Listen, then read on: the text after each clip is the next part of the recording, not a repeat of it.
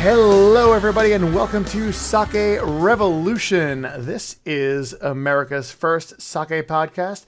I am your host, John Puma from the Sake Notes, also the administrator over at the Internet Sake Discord. Do come down and join us sometime. And on this show, I am the old-fashioned sake nerd. And that does not mean I put sugar and bitters in my sake. And I am your host, Timothy Sullivan. I'm a sake samurai, sake educator, as well as the founder of the Urban Sake website. And every week, John and I will be here tasting and also chatting about all things sake and doing our best to make it fun and easy to understand. That is right, Tim. And by the way, Tim, after episode 100, it's really nice to sit down with you just one-on-one and talk sake. Hate to break it to you, John, but we have a very special VIP guest in the studio today. What? Yes. Another one? Yes, absolutely. We have a guest from Japan, and this is going to be a super interesting interview. So if you'll let me, I'll introduce our guest for today. Well, since they're coming from Japan, all right. This time. So today we are thrilled to welcome Marcus Consolini, who became the first ever foreign CEO of a Japanese sake brewery when he took over management of Osaka's Daimon Shuzo in 2017. Marcus was raised in Manhattan and went on to a career in finance, banking, and asset management. He found his way to an appreciation of Japanese culture through studying martial arts, tea ceremony, and architecture, along with several stints of being based in Japan for work. When Marcus was introduced to Daimon Shuzo, he made the decision to help guide the nearly 200-year-old brewery into a new phase of their business by combining the company's history and tradition with a modern approach to both domestic and international markets. Marcus, we are so excited to talk with you today. Welcome to the show. Tim, John, thank you for having me. It's great to be here. Great to be in dialogue with fellow Americans. Yes. So diving right into it, you're kind of in a unique position, I think, as the first foreigner who is the brewery president at a Japanese sake brewery. That's kind of awesome. But I imagine that's kind of a journey with some ups and downs. What's been your experience with that role over the last few years, and how's it all come together for you? I would define it as a journey of ups and downs. Well, all right then.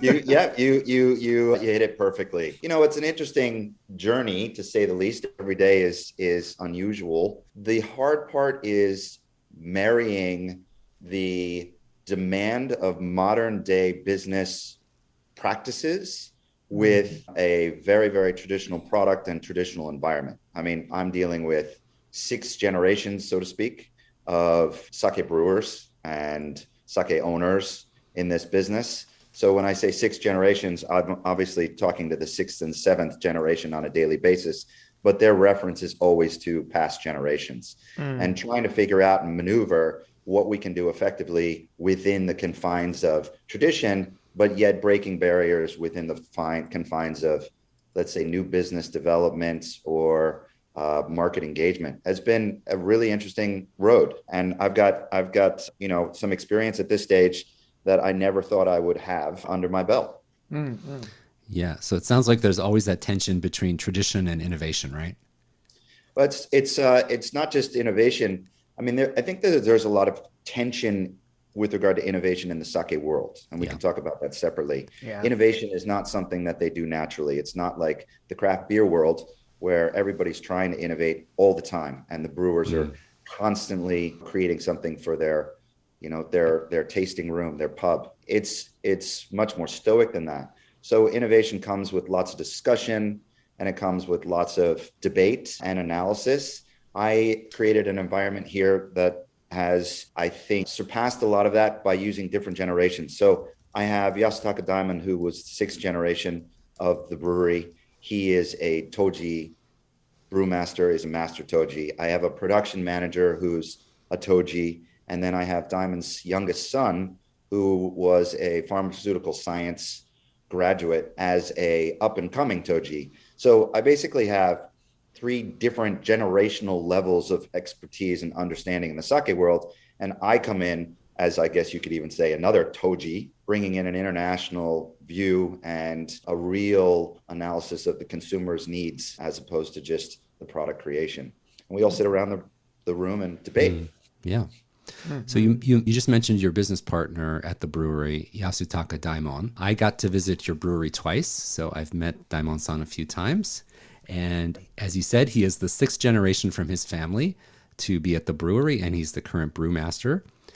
Now, you have worked inside the brewery as a brewer yourself under Daimon-san, and you've helped out with production whenever needed.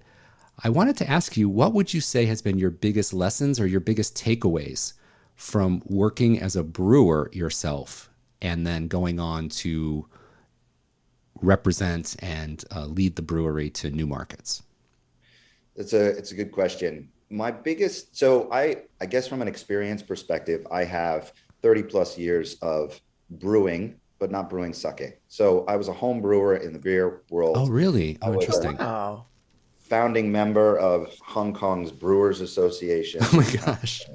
Pretty Wow. crazy. But you know, my experience was in tandem. So at the moment that I started managing and running the brewery, I was also brewing. So I had to do both with a different mindset, as opposed to a traditional brewer who comes in and they brew, or a traditional businessman who comes in and they business. I'm doing it at the same time. Yeah. What I decided to do was to do the brewing in particular batches. So I would choose a particular product and I would brew throughout that season of that product. And I still do that. So we all still are very hands-on. The lesson that I learned, which I think is really interesting to me with a beer background, is that it's less about the ingredients and it's all about time. So in the world of sake, I remember in the beginning, the first year when I was talking to Daimon-san, I kept on asking him over and over and over again for analysis of a recipe. Daimon-san, what is the recipe, right? I get it. We're using this kind of rice. We're polishing at this level. We have our koji, we have our yeast, we have our what? What's our recipe? And he constantly would just look at me like I'm an idiot. He would just go, I don't know what you're talking about. Daimon-san, what's our recipe? How do we describe this? How do we teach another generation, you know, that this is the recipe for this product? And his answer was always about time. And the Japanese sake brewer, they measure their recipe, so to speak, in time. It's how much time you soak your rice, how much time you wash your rice, how much time you steam your rice, how much time your rice is in the koji room, how much time you're in the fermenter, how much time you're maturing it. It's all about time. They talk about time.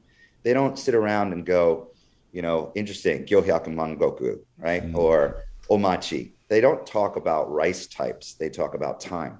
And that's a very different, I guess, view / approach than what I was used to in the beer world, where it's all about your recipe. And it's also a very different view that translates into how the Japanese business model works.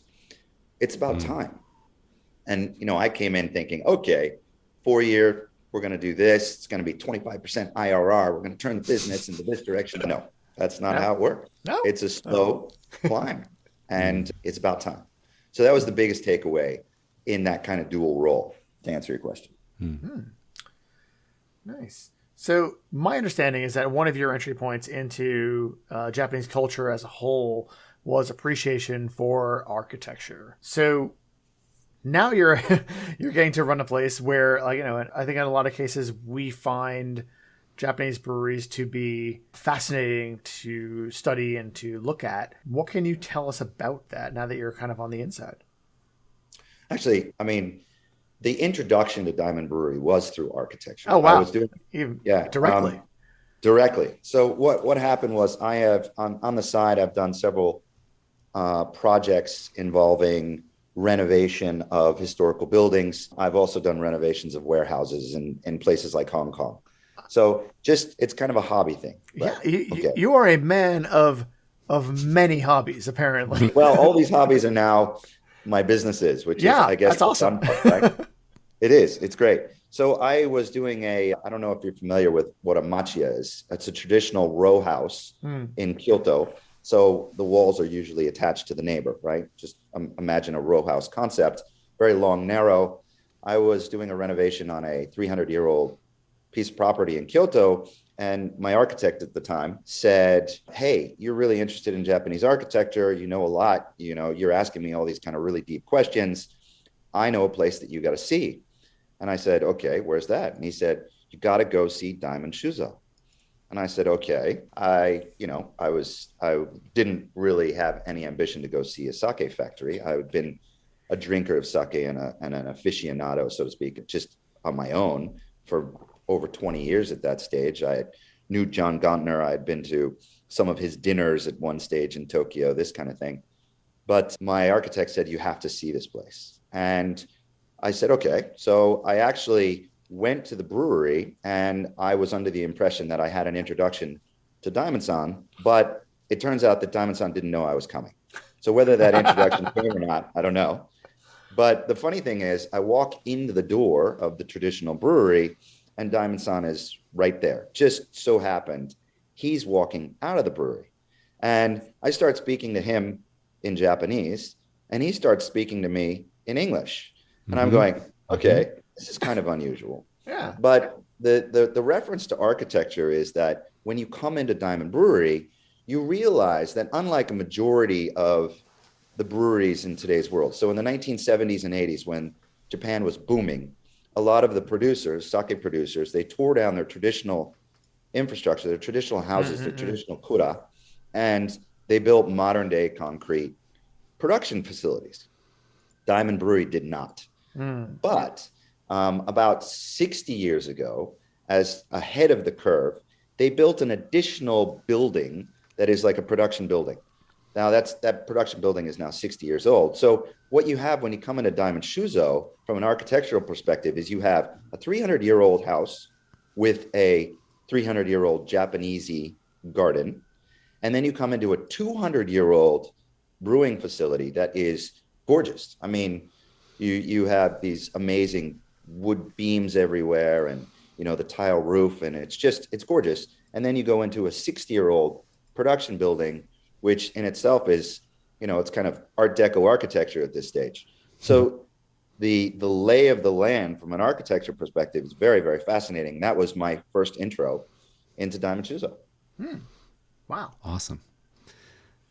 Really, really cool.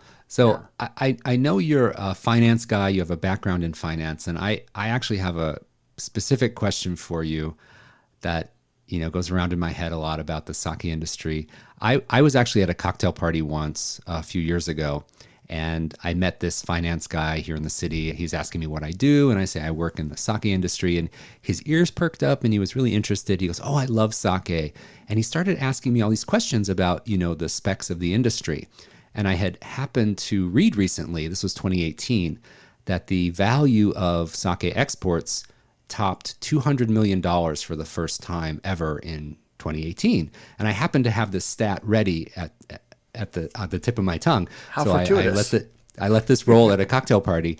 And this investment banker's kind of like, like he was really let down by this number that he thought it would have been much, much, much bigger. And so the size of the sake market is really kind of, I think, for viewing it from the point of view of other industries, it's a really niche, smaller market. So I'm curious, as a finance guy yourself, what really attracted you to get involved in the sake industry, given that it is such a niche and smaller market, and none of us are going to get rich overnight being involved with this business? Yeah, and I'm going to get less rich than you guys. Well, there is an upward trend, right? And any investment banker, anybody in the finance space that looks at the numbers associated with sake sales, you're absolutely right. It's a dead cat. Boom. Not interested. Small money, but it's an upward trend. And my interest was that upward trend. If I look at where the brewery started when I took over, we were number 14 out of 14, and we're now around the 4 or 5 mark, and we are the biggest exporter in Osaka. Wow. Wow. So that's a big change. If you look at the international market, that's a growing market. And so I believe that there are upward trends. However, it's not like whiskey or gin or other products that have seen some stellar growth numbers. It's not like beer. And the reason is because the natural client acquisition model is through organic growth of interest in Japanese food or culture. It's not a beverage that will take over like a whiskey. You're not going to just have all different types associate with it. Like a whiskey, people usually associate it with Japanese food or Japanese culture, but it is an upward trend. So my attraction to it was more of a passion play rather than, I'm going to make some great returns. Having said that, there are other ways to make good returns without necessarily focusing just on sake, but focusing on Japan. Japan is an amazing brand as a brand. Yeah. Everybody loves Japan. And there's a lot of reason to that. So I look at it as a Japanese branding exercise, and our brand will grow and grow and grow. So that's a long answer. You're right. No. Any investment banker would look at this and say, not so interesting, but it's a long-term play. Like any Japanese business, it's a long-term play. And I think that's exciting. I'm in no hurry right now. And I think any of us who are involved professionally with sake have to have that passion piece to it. If you don't have it, it doesn't really make sense. So that's something that I think connects all of us in the industry. Absolutely agree. Very much so. Right. Well, I do think it is about that time on our show where we pause the talking about in favor of drinking a little bit of sake so that we can then talk about it. And Tim, what do we have today? Yeah. Well, Marcus, you have one product on the market in the U.S. right now, the Daimon Road to Osaka Tokubetsu Junmai Nigori. Is that right? That is correct. We have other products in the United States, but they're through association with a restaurant group down in Texas. But yes, you are right. Road to Osaka is our flagship in the United States, and I can tell you why later. All right. Well, John and I both have a bottle with us, and we'd love to get this open, talk a little bit about the specs, and do a little guided tasting with you. So this is a Tokubetsu Junmai Nigori. That's our cloudy style of sake. The rice is Gohyakuman Goku, and we're at a 15% alcohol here. Yes, we are. All right. So we're going to go ahead and open this up and get it into our glass.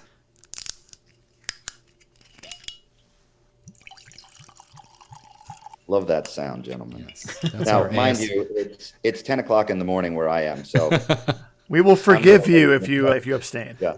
That's our ASMR portion of the podcast. Yes. That's very popular. So I'm interested. You have a number of products in Japan, a number to choose from. What about the Road to Osaka Tokubetsu Junmai Nigori made you say, this is what we want to export to the U.S. as our flagship? Why this product in particular?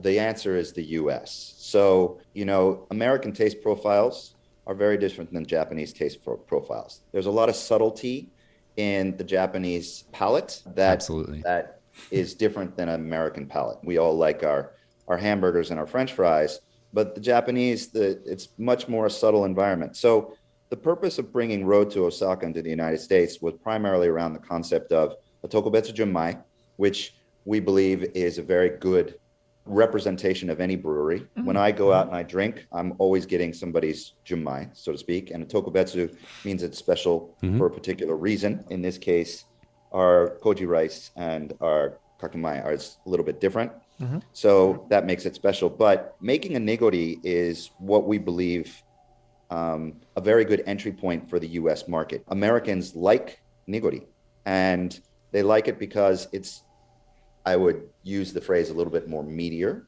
It's got a little bit more of a body to it, a little bit more of an intensity to it. And it pairs with, I think, most American foods. So it was for us, it was the road to Osaka. Start here. There you go. Start here. It will, we believe that it's well received and it will be well enjoyed, and get on to Osaka. Mm-hmm.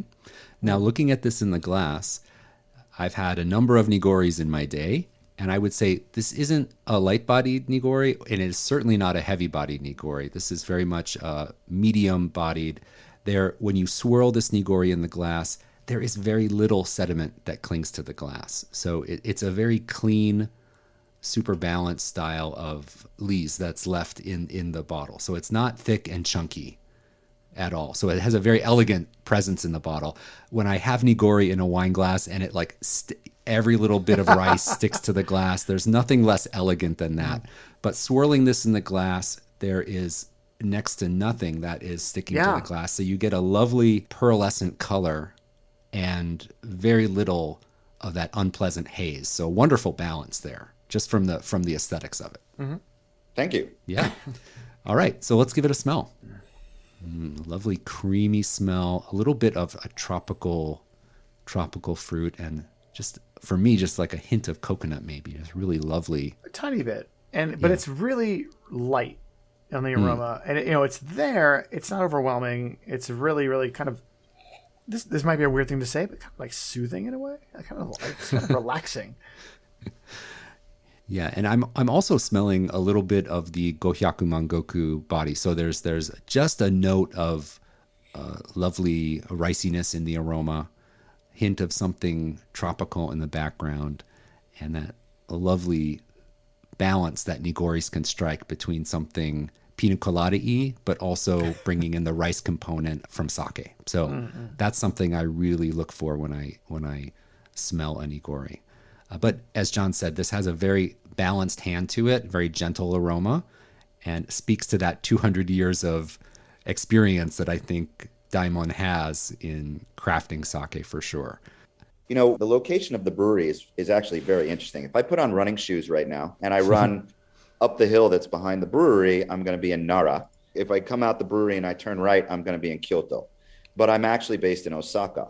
What that means for us as a sake brewer is a very interesting challenge that has taken 200 years to evolve to. And that is, I have clients that are drinking my sake with very, very different food styles and profiles. So if you go to Kyoto, you have kaiseki ryori, a very formal, traditional, Japanese, sophisticated style. If you go over the hill to Nara, you have heavy Buddhist influences, lots of vegetables, vegetarian type foods, which have a different profile. And then if you go into town in Osaka, it's party central. So I've got takoyaki and okonomiyaki and big beers that are ice cold in the dead of winter. It's a whole different environment. As a result, we push everything that we do, everything that we create. All of our sake has a focus on umami. Umami is our key. Most brewers will say they're heavily focused on a dry, maybe they're heavily focused on a sweet. Some will say we're only dry or we're only sweet. What we say is that we're focused on umami. And that's a very rare percentage of the industry. I would say 5% says that they are umami producers. The result of an umami production or product is pairing.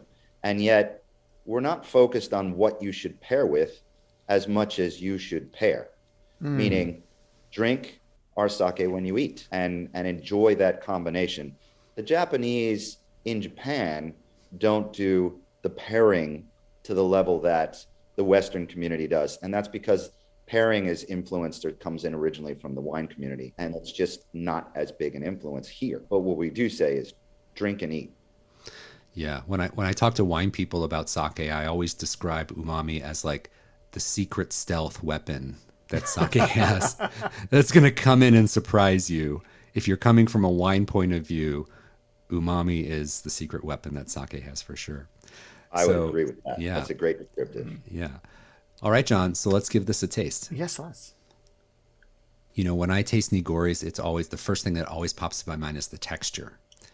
That silky, smooth texture. It coats your palate a little bit more than other styles of sake that are clear.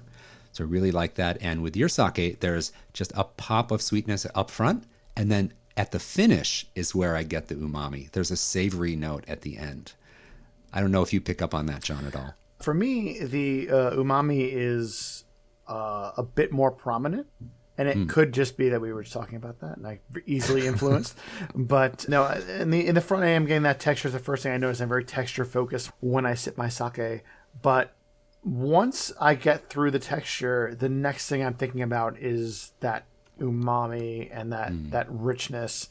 This has a lot of depth to it. It's a little bit different than a lot of the Nigoris we've had on the show before, where they're kind of like either light and playing in the fruit realm, or like it's really heavy and playing like almost like Yamaha. This is kind of like right in that middle and really kind of, play both ends almost.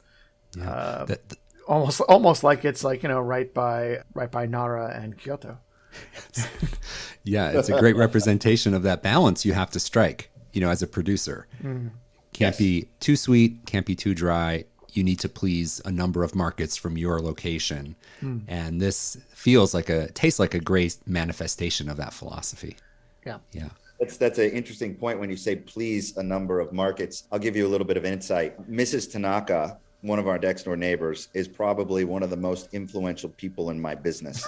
What do I mean by that is that always there's an opinion, but it's a gentle Japanese opinion. And the team always listens to it, which is fascinating. As a businessman, that has some difficulties associated with it. And what I mean is, I remember one of the first hurdles I had was with regard to our pricing models and coming in and saying, hey, we've got to change this pricing model. And the response is, no, we can't do that because Mrs. Tanaka can't buy our sake. Yeah. So, that's the real truth about sake, especially in Japan, is that it's priced at a market rate. Yeah. And all the brewers are in line with that. And the reason is because they want their Mrs. Tanaka to be able to purchase it and take it home at night. So yeah, the brewers in Japan are catering to their most immediate environment in their profiles, in their pricing, in everything. Yep. So sake politics start at home. Yeah, they do. That's a great way to put it. Yeah. There's a lot of politics in sake, I can assure you. For sure. Yeah. So this is really delicious. This is a super balanced Nigori, and I think Nigori is a very popular genre in the U.S. market for sure. Oh, absolutely. I remember seeing a lot of news in the past, like years ago, that certain breweries were in situations where they felt that they would have stopped producing Nigori if it wasn't for the West, because it is so popular here. And having something like that being representative of your brand here is kind of awesome. It's kind of like, to be like, yes, this is what you guys like, and we do. Yeah. And Nigori does really go well with, as you mentioned earlier, American cuisine, generally speaking, your burgers and your fries and such. Now, Marcus, you did mention that right now in the U.S., the Road to Osaka Nigori that we're drinking is your primary product that you're distributing here. I wanted to ask you if you foresee any changes to the sake market in the U.S. in the coming years, and if you plan to export any more of the Daimon sakes in the coming years. So I'll answer the latter first. Absolutely, we will bring more sakes into America. This is a long process. We're having a lot of success in Asia right now with regard to the expansion, and we will replicate that in America. What do I see happening in the American market? I think that actually, as a result of COVID and everything that we're experiencing from a delay of delivery perspective, it will have an impact on the sake world in a negative way. And that is because prices will rise. We've already seen it. A lot of the importers are raising their prices, and that's just the result of those shipping costs and passing those costs on to the consumer. I do not think that will stay. I think over time that will come back down. And the real question is, will more producers come in, or will more product come in? Now, what I mean by that is the Japanese in general are uncomfortable working with the foreign market. And the reason is not because of the language, or it's not because they don't want to work with the foreign market. It's because they're very self-conscious about doing everything right.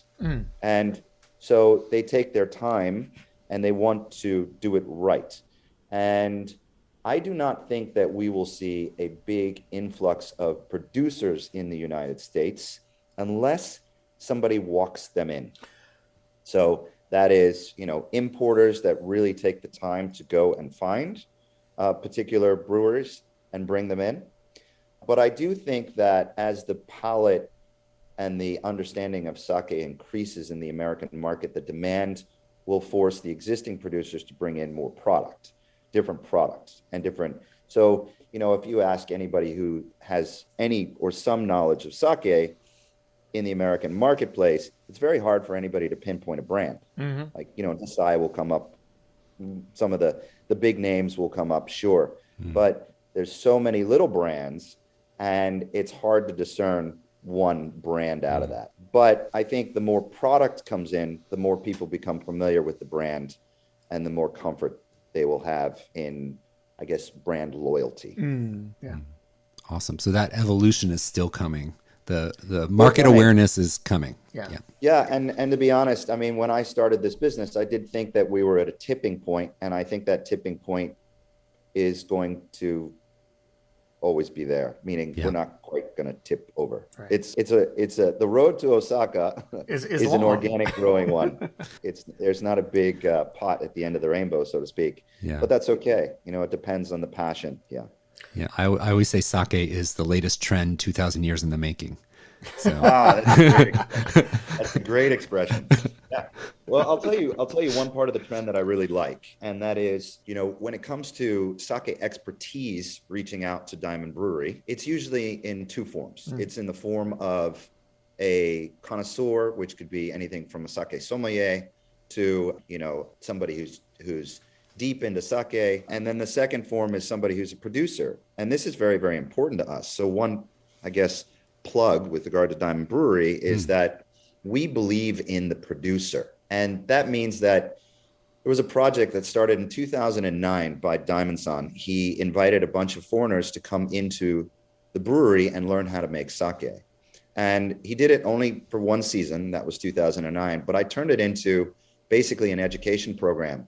So I have a program in English where people can come. They live at the brewery for a period of time. It's a full week, living at the brewery, and basically they brew, and we teach them all of the technique associated with a full brew.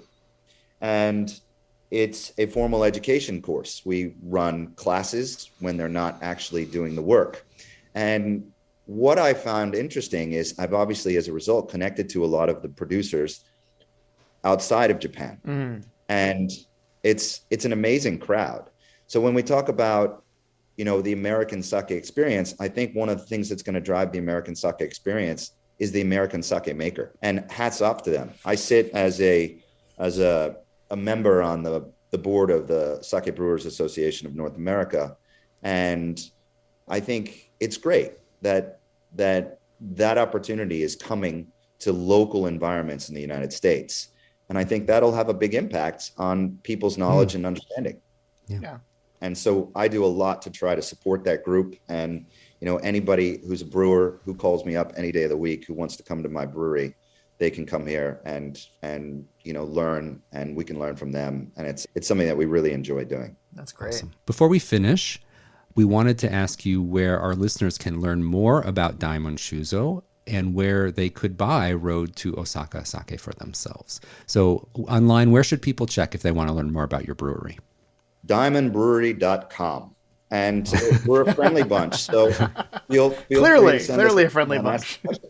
Yeah, exactly. Yeah, send us an email and ask a question. But we update the website. We have Instagram and Twitter and Facebook as well, and you can get access to it, and you find it all on the website DaimonBrewery.com. And within the United States market, we import our sake through Vine Connections, and they are touching 50 states across America. So go to your local retailer and ask for the Road to Osaka, and hopefully you'll find it. All right. And then for anybody that actually manages to get out to Japan, please let us know. We are 30 minutes from the center of Kyoto, Nara, and Osaka by public transportation. Come visit, say hello.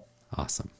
Well, thank you so much. Thanks for taking the time to visit with us. It was a real joy to talk to you. We got a great insight into your corner of Japan, and we love what you're doing at the Daimon Shuzo. So thank you so much for joining us.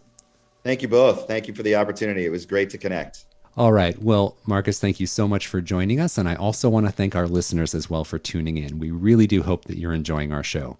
If you'd like to show your support for Sake Revolution, the best way to support us now is to join our community on Patreon. We're a listener-supported show, and all the support that we receive from our patrons allows us to host, edit, and produce a podcast for you each and every week.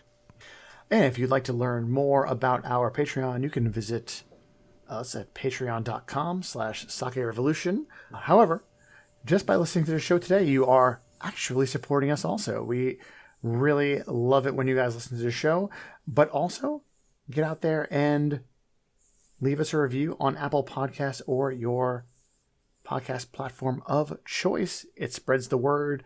It gets this podcast into as many ears as possible, which is what we're all about.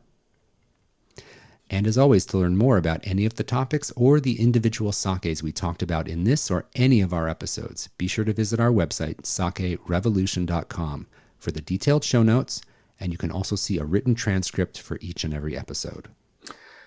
And if you would like to reach out to us directly, or you have a sake question that absolutely needs to be answered, you can reach out to us at feedback@sakerevolution.com. If email is not your thing, you can also get at us on Instagram, Facebook, and Twitter. Over on Instagram, we are Sake Revolution Pod. Everywhere else, we are just Sake Revolution. So, until next time, please grab a glass. Remember to keep drinking sake and kampai.